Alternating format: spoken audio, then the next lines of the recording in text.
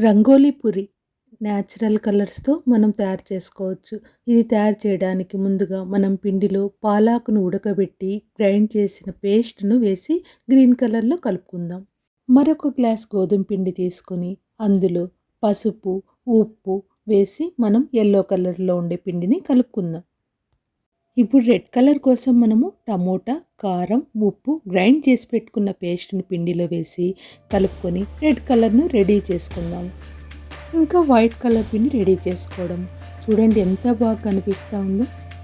4 కలర్ల పిండిని మనము పూరీల్లాగా రుద్దుకొని ఒకదాని మీద ఒకటి వేసుకొని రోల్ చేసుకోవాలి.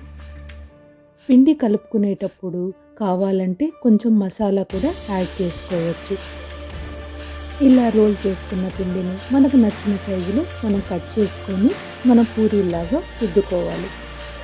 ఇలా రెడీ చేసుకున్న పూరీని మనం వేడివేడి నూనెలో ఫ్రై చేసుకుంటే రంగోలీ పూరి రెడీ. ఇంటికి ఎవరన్నా గెస్ట్లు వచ్చినప్పుడు కానీ పిల్లలకు కానీ చాలా ఇష్టంగా తీసుకోగలుగుతారు. చివరిగా సబ్స్క్రైబ్ చేయడం మర్చిపోకండి.